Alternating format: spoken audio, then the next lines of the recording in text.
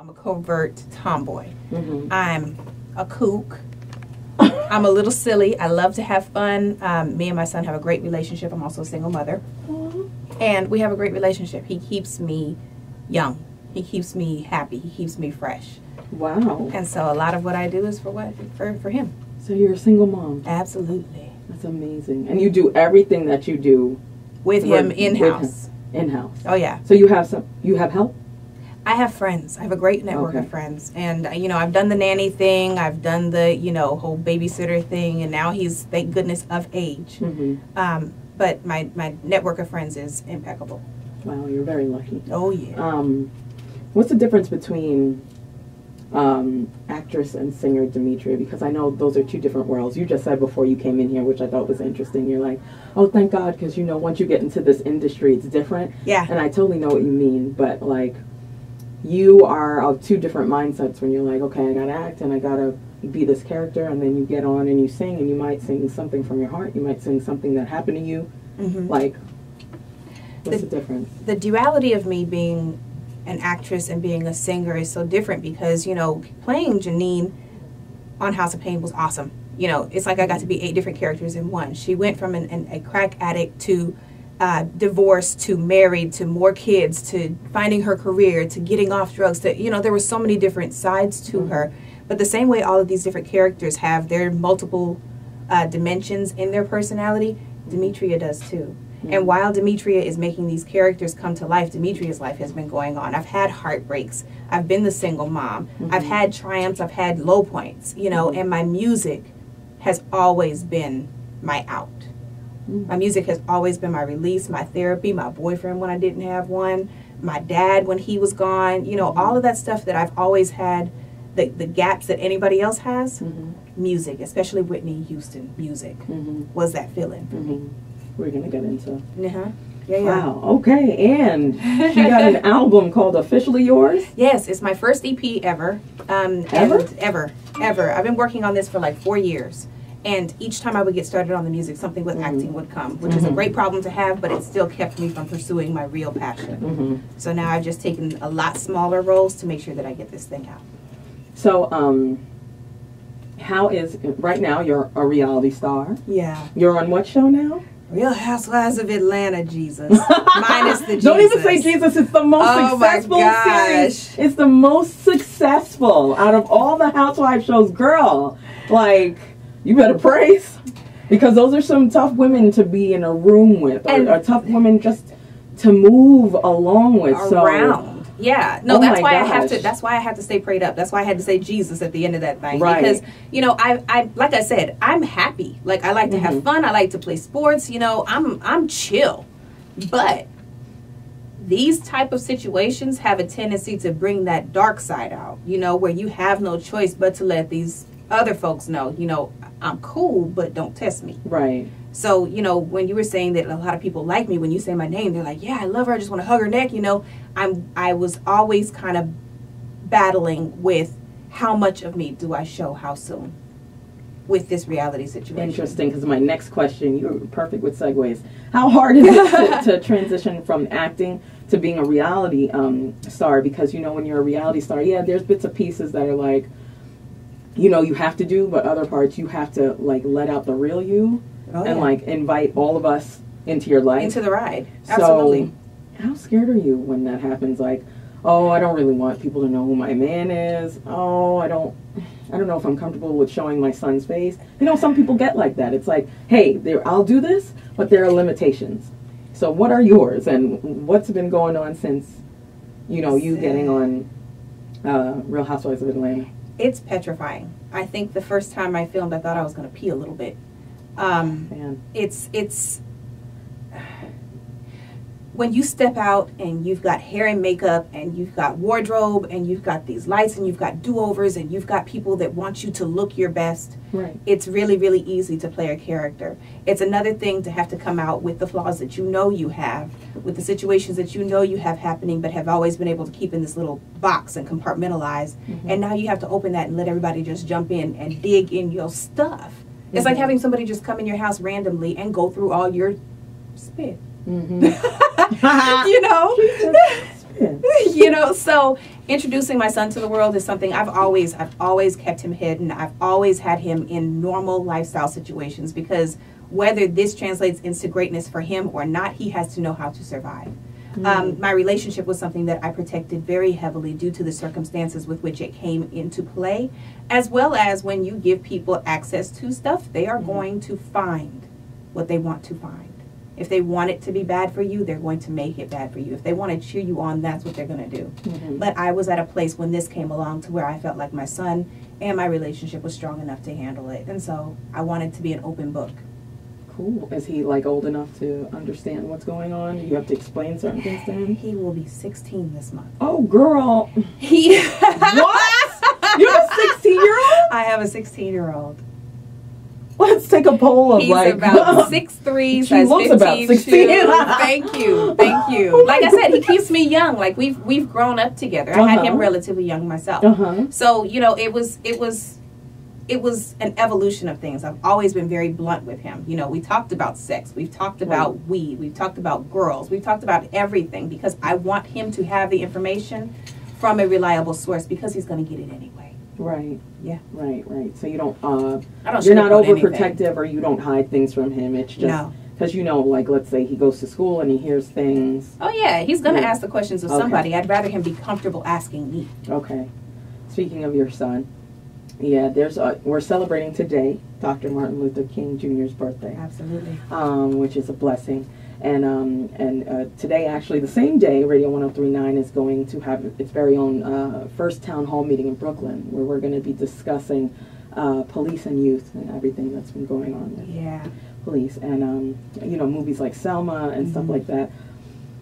What are you teaching him right now about that? Like, are you scared for him? Are you, when you look at the stories and you hear the stories, are you looking at him and you're like, please, you know, I know you said you stay prayed up. Like, is that what you two do together? Are you always guarded? Do you not want him to go out? Like, what is the process with that? Because you are a busy mother. I'm very busy. So on top of that, and then thinking about these things that you have to see and you have to deal with and you might have to come into play with, you know, you got to leave this life for a little bit and go into real life and explain to him what's going on. You're raising a young black man. So. Absolutely. The situations with the Trayvon Martins, the situations depicted in the Selmas, the situations depicted even in 12 Years a Slave, made me have to really, really pound 3 words into his head: trust, choice, responsibility. Okay? I have to trust that the things that I've taught him, from the time he was a kid to the time he started getting his little facial hair and feeling his own little swag, is in there somewhere, and when it's needed, he's going to call upon it. I've taught him that choice is the definition of who you are going to be. Whatever choice you make, Janine made a choice to try crack one time. That was it. That choice led to this, this, and this. She made the choice to get off of it. That choice led to this, and this. Right. So whatever choices he makes, he has to understand that he is going to have to deal with the consequence, whether it's good or bad. Right. Responsibility. The way that certain outlets would like to portray us, especially our African American men, the way that the jail cells filled with our African American men, the way that as soon as you walk down the street, people are clutching their pearls in different situations, means that you have a responsibility to counteract that mentality. You have to make the grades. You have to walk with respect for yourself and with respect for others. You have to show them that you were just not born into a statistic, but you have something positive to offer that can make them look at the next black man like, what is he going to offer positive as well versus what he going to do now. Right. It's scary. When Trayvon Martin happened, I remember I just sat there and I cried and I held his hand and I had to explain it to him.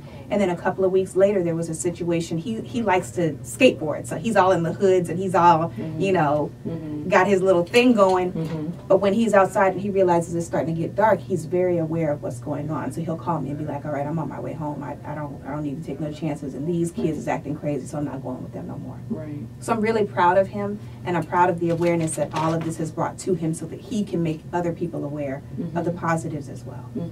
Are you guys here in New York? Are you between?